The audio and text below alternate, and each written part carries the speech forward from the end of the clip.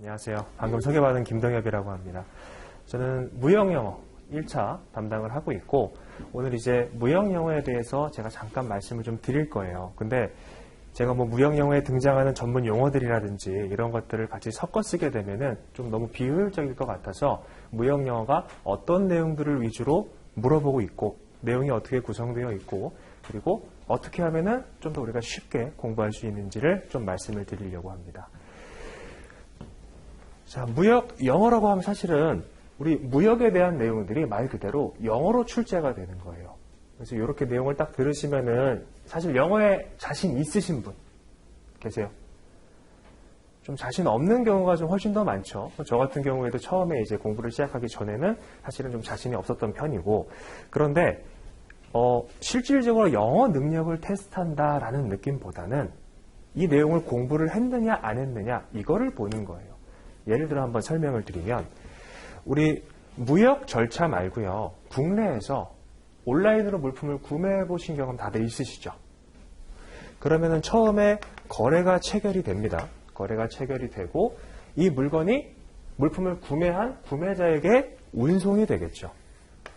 근데 이 운송 과정에서 보험이라든지 아니면 대금 결제 뭐 이러한 상황들이 중간에 발생을 하고 그 물품이 구매자에게 최종적으로 도착을 하게 될 겁니다.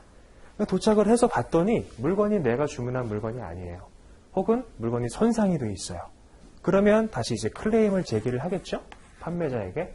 그리고 나서 해결이 되면 최종적으로 거래가 종료가 되는 겁니다. 근데 이거를 국내가 아니고 국내하고 해외로 각각 나눠서 보게 되면은 이게 사실은 무역이거든요.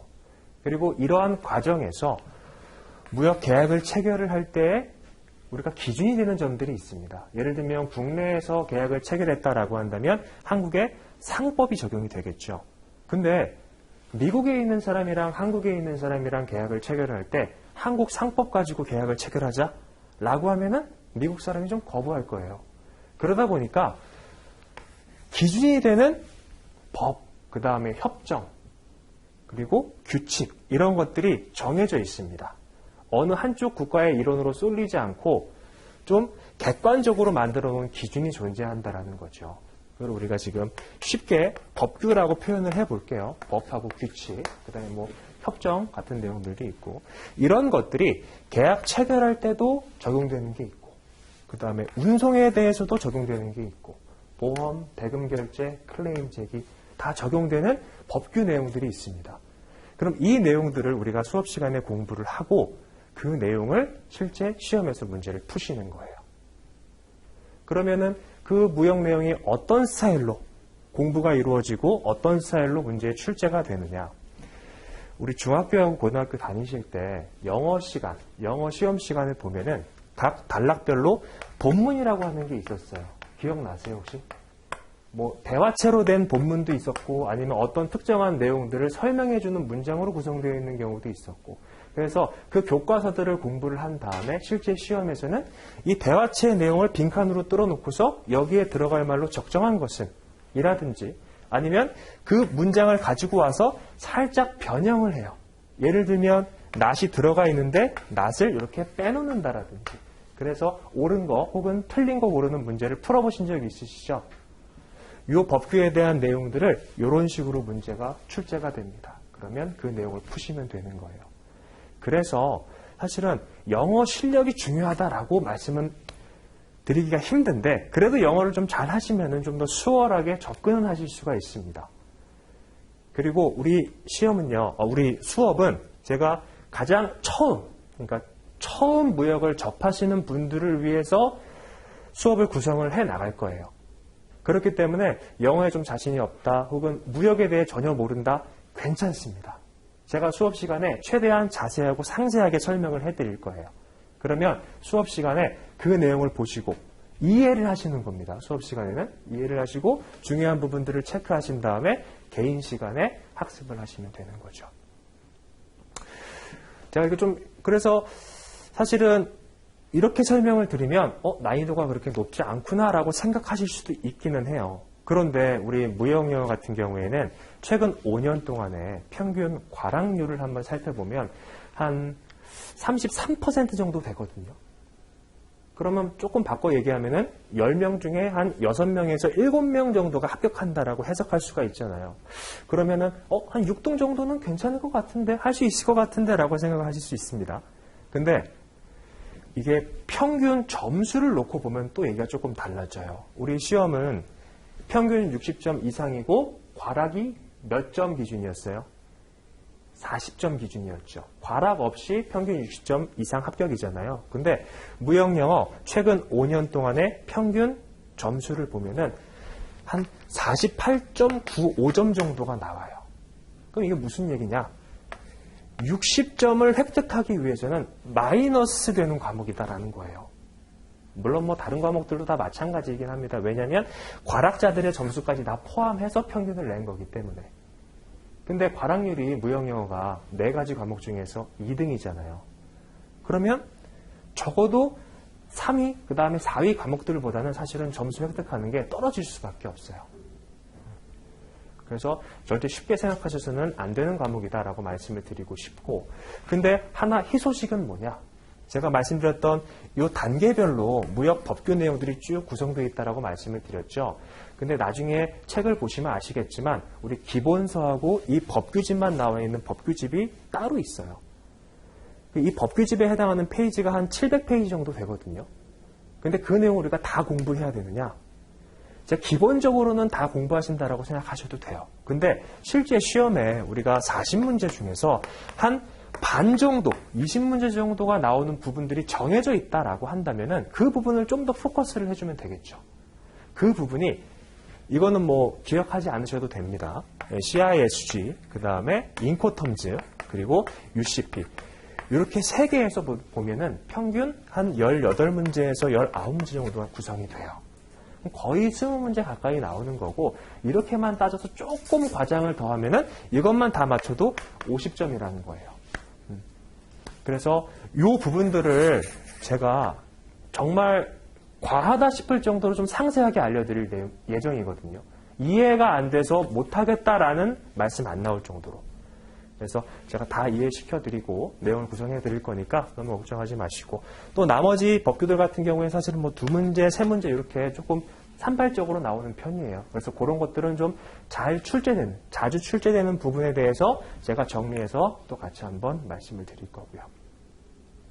그래서 우리 무역영어가 1차가 60시간으로 배정이 돼 있거든요. 이게 양이 많아요. 내용 자체가 어렵지 않거든요. 왜냐하면 아까 제가 처음 설명드렸던 이 프로세스 다들 알고 계시죠? 이게 지금 우리 머릿속에 들어있는데 어떻게 이론으로 정립되어 있는지를 확인하는 시간이거든요. 내용 자체가 어렵지는 않습니다. 대신에 분량이 많기 때문에 처음에 한번 삐끗하게 되면은 뒤에가 쭉쭉쭉 무너지는 구조가 될 수밖에 없다라는 거죠. 자, 이렇게 보시고, 그래서 이제 일반 트렌드는 이렇게 보시면 되고, 또 이제 이 운송 같은 경우에는 보통 한 90% 이상이 해상 운송으로 위주로 이루어지고 있거든요, 무역에서는. 근데 이 항공 운송 같은 경우도 최근에 이제 이런 코로나 사태나 이런 것들 때문에 많이 올라오고 있어요. 그러다 보니까 우리 시험도 해상 운송에 대한 문제들이 나오다가 이제는 항공 운송에 대한 문제도 섞여서 나오기 시작을 했어요. 최근 3년 정도 해가지고 어떤 해에는 2문제, 어떤 해에는 안 나온 경우도 있기는 한데 이제는 출제가 된다라고 보시고 학습을 하셔야 될 것 같습니다. 그래서 새롭게 등장하는 스타일의 문제는 항공 운송 파트다라고 보시면 될 것 같고, 대신에 우리 시험 같은 경우에는 개정사항들이 거의 없어요. 이 인코텀즈 같은 경우에는 10년에 한 번씩 개정이 되거든요. 근데 한 2년 전에 개정이 됐어요. 그렇기 때문에 적어도 내년까지는 개정되는 내용이 없다라고 보시면 됩니다. 그런 건 좀 다행이죠. 자, 그렇게 보시면 될 것 같고, 제가 좀 말씀드리고 싶은 것들은 다 말씀드린 것 같아요. 혹시 이제 궁금하신 점이라든지 이런 게 있으시면은 말씀해 주셔도 될 것 같아요. 혹시 한번 공부해 보셨던 분 계세요?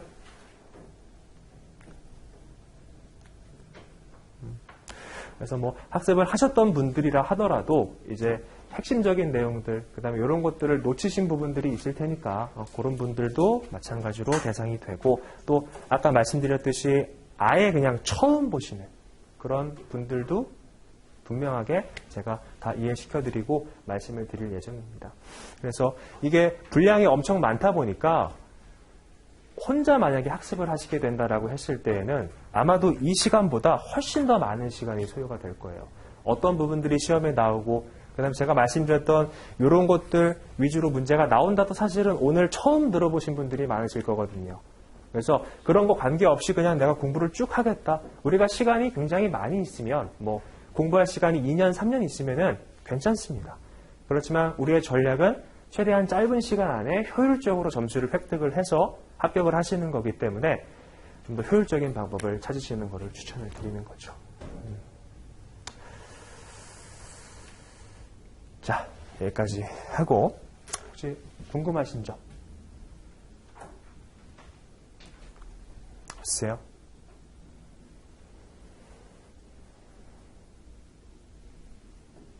보통 이제 그 인터넷 사이트나 이런 데 보면 관세사 1차 시험을 내가 뭐 2달 컷을 했다, 3달 컷을 했다 이런 거 혹시 글 보신 적 있으시죠?